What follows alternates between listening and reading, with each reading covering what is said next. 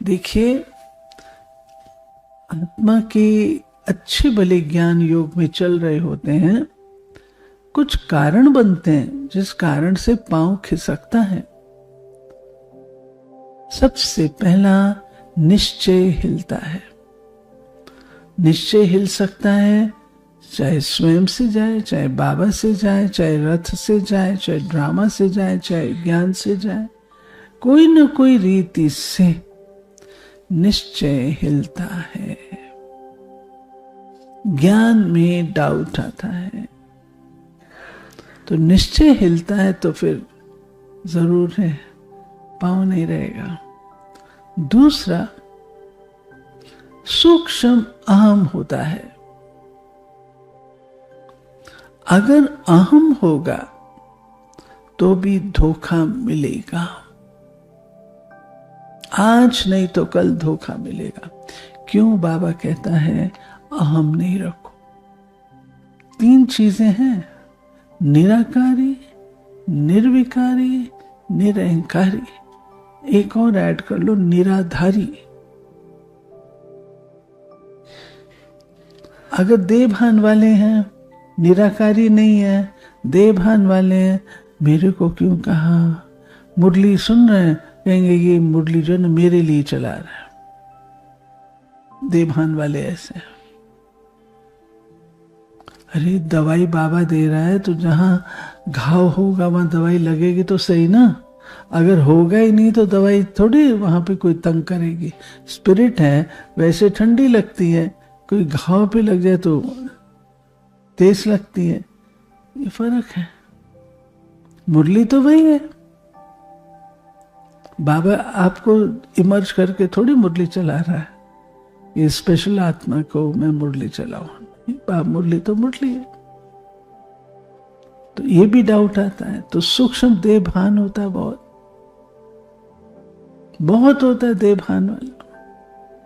ये क्यों कहता है बाबा फीलिंग में नहीं आओ? क्यों कहता है?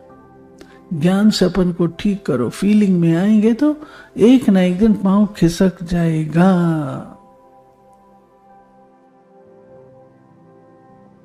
मेरी 10 जनों के बीच में इंसल्ट कर दी, बस छुट्टी। मैं क्यों? चौथी बात, पढ़ाई पर अगर अटेंशन नहीं होता है, प्राप्ति का अनुभव नहीं होता है, तो खोखलापन और खालीपन महसूस होता है कि मैं चल तो रही हूं लेकिन मुझे कोई प्राप्ति नहीं है। तो प्राप्ति का अनुभव होना चाहिए और प्राप्ति का नशा होना चाहिए। प्राप्ति नहीं है, ये खतरनाक बात है। चेक करना होता है, क्यों मुझे प्राप्ति नहीं है? शायद मेरा कनेक्शन ठीक नहीं है, शायद मैं सुना अनसुना करती हूं, शायद नजरअंदाज कर देती हूं, केयरलेस हूं, शायद आलसी हूं।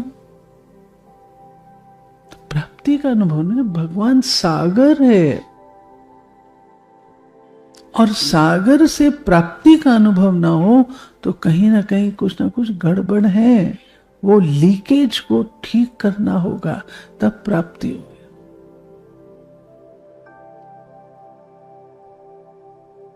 पांचवी बात, पर चिंतन।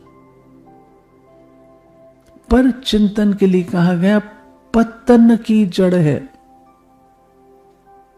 खुद को तो देखते नहीं, दूसरों को देखते हैं, फलाना कैसा, फलाना कैसा, अरे इतने साल वाला उसको ये ऐसा, इतने साल वाले ये भी ऐसे करते हैं। तो अरे ये तो पढ़ाई है, आप पढ़ो। वो पढ़ रहा है या नहीं पढ़ रहा है उसकी असेसमेंट आपने थोड़ी करनी है, तो बाबा ने करनी है ना। मैं देख करके अपने चार्ट को खराब कर रही हूं। और बाबा ने कहा पर चिंतन पतन की जड़ है, पतन।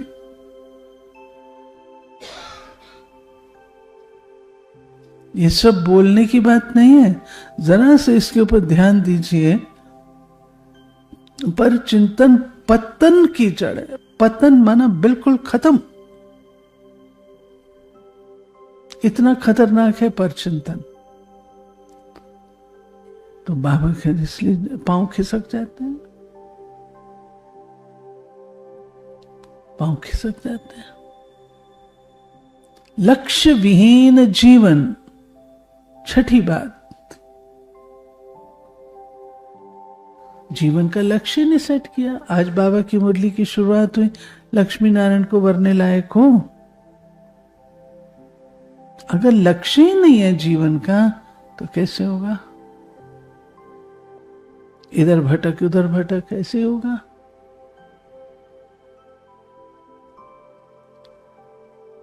सातवां संग। अगर संग कमजोर है तो आपके ऊपर असर आएगा। अगर संग ठीक है तो इसलिए संग का भी प्रभाव पड़ता है, जबरदस्त प्रभाव पड़ता है। आठवां, अपनी कमियों के प्रति आंखें बंद। तो कहीं ना कहीं विकर्म होता है। विकर्म होगा तो उसका बोझ होगा, क्योंकि रोज क्लास में बैठेंगे तो वही बातें तो ऊंची सुनेंगे ना। तो विकर्म किया हुआ बैठ ही नहीं सकता, हलबल मचती है।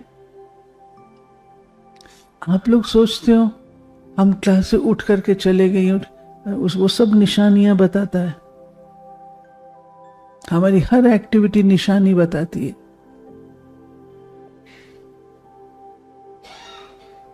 जो अच्छे उसके होंगे वो आराम से और अमृत है ना,